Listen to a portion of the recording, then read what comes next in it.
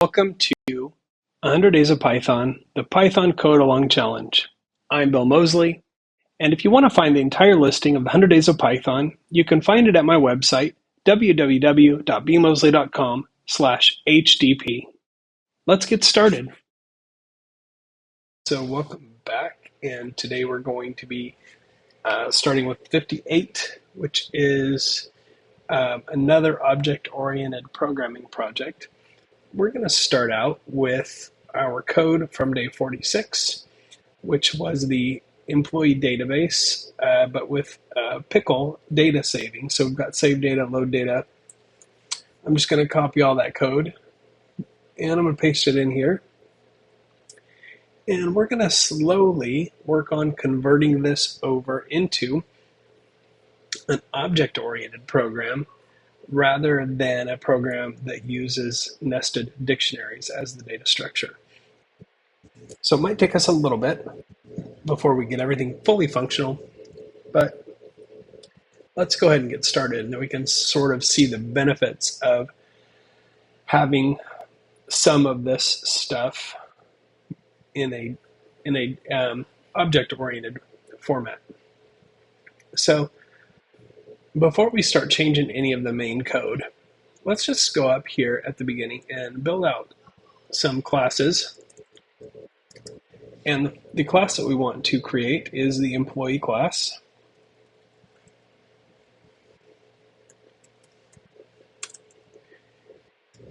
And we're not basing that on anything, so we don't need any parentheses. First up, we want the initialization class.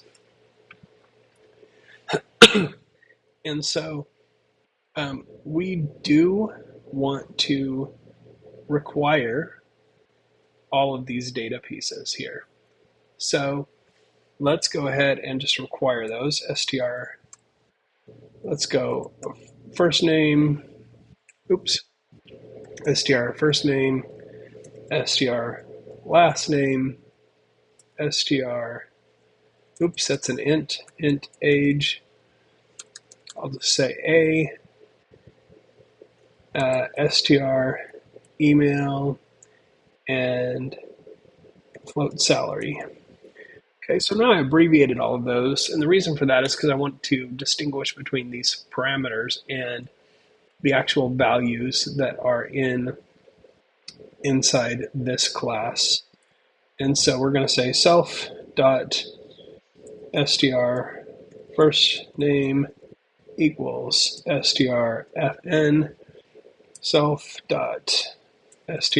last name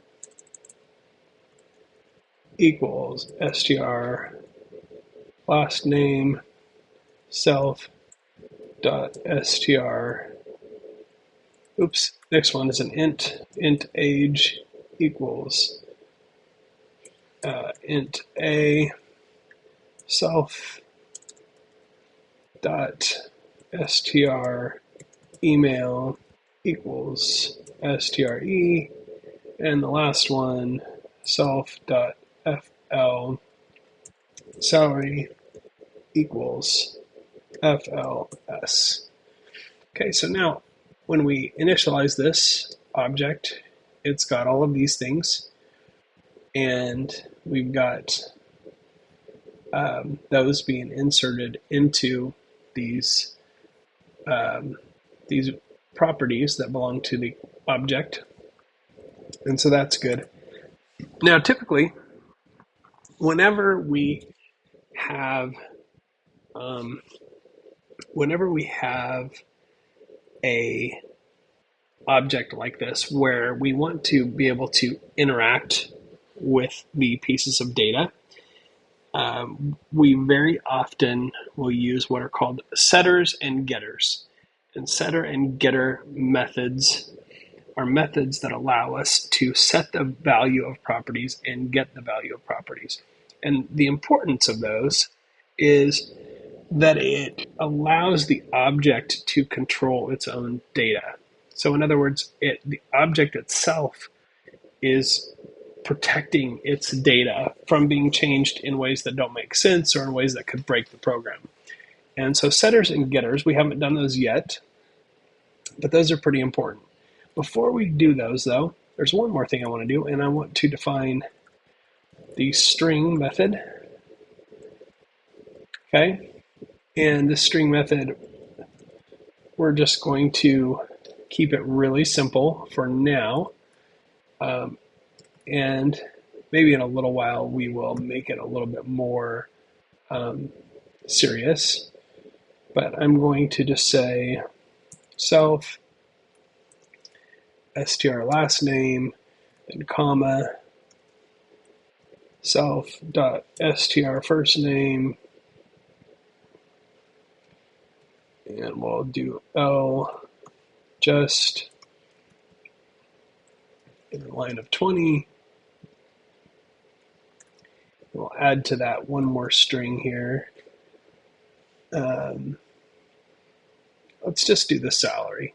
That'll be a simple thing we can do. We'll leave the age and the email off for now. So salary is going to be self, that's in the curly braces, self dot FL salary, and we are going to R justify that, and we'll do it in a line of 15. It's not a lot of information, and maybe we want to revise that later to include more information, but it's good to have a string method defined. So now let's get to those setters and getters. Now, let's say, for the sake of argument, that the email isn't going to change and that the first name and last name are not going to change.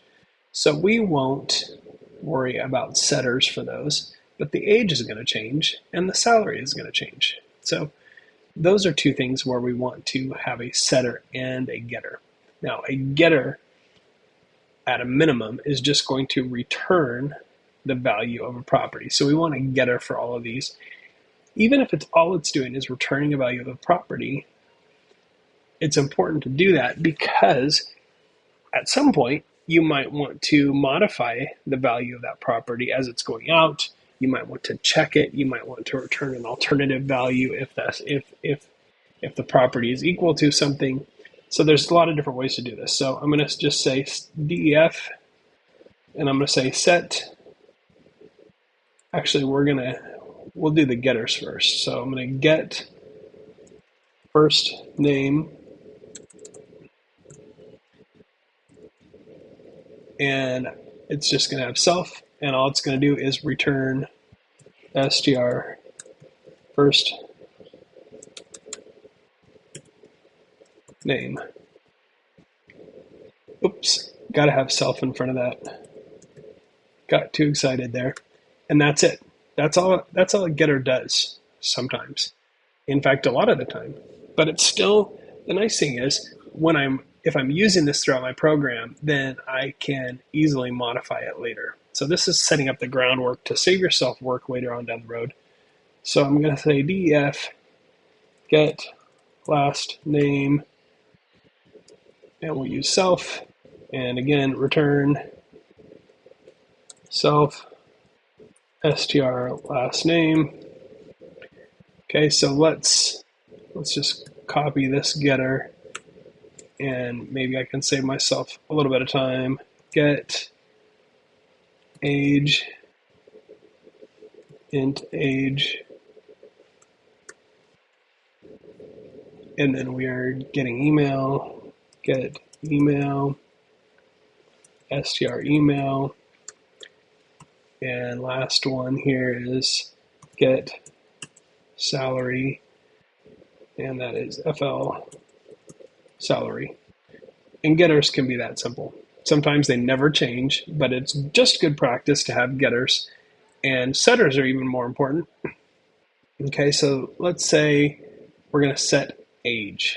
Okay, so we have def set age itself, and it's going to be int a for age. It's going to take that property, and so set age is going to require an integer that represents the new age, but we need to make sure that it's an integer. So we're going to say if int a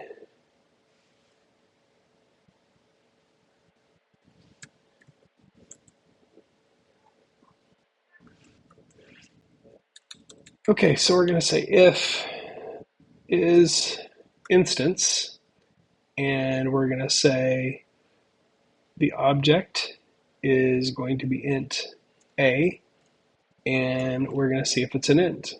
So that checks to see if this is in fact an int, and if it is, then we can change the age to that.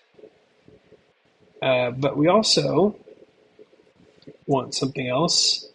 We're going to say and int a is greater than 18, because you have to be an adult, greater than or equal to 18, to work in this company.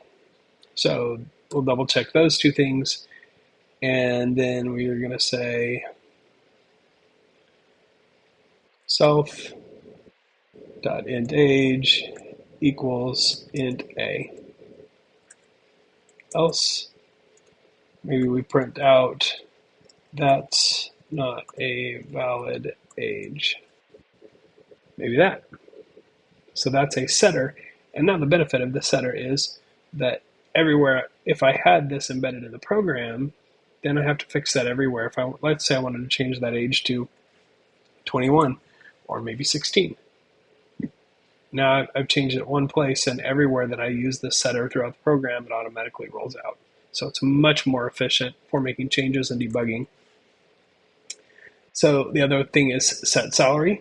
So I'm going to say def set salary,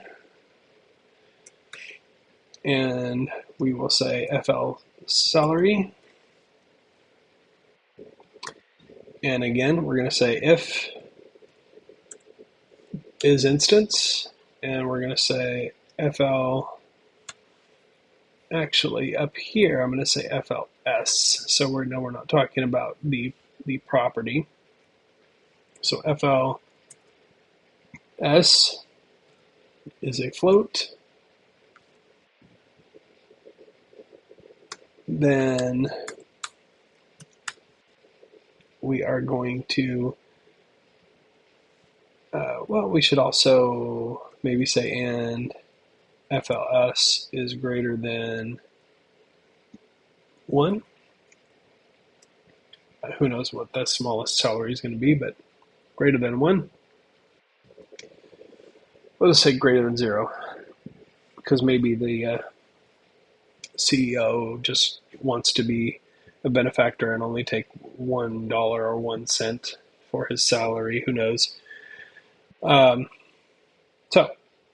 set the salary, needs to be a float, needs to be greater than 0, and then we will say fl salary equals fls, and that's the setter there. And again, else print that's not a valid salary.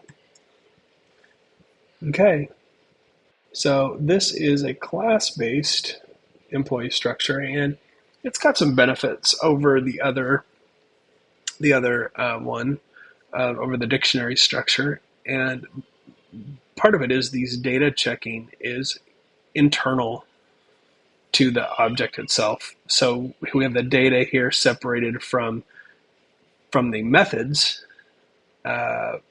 It's not a good thing, but here we have the data and the methods all contained within the object. So we're going to get into what we can do with that in the next section, but that's it for day 58. Save this and we will pick it up next. Thank you so much for watching this video and coding along with me. Once again, if you want to access the entire listing of 100 Days of Python, you can do it at my website, www.bmosley.com/HDP. You can also access my book, Introduction to Python Programming for Absolute Beginners, at my website, www.bmosley.com/book. Thanks again, and we'll see you around.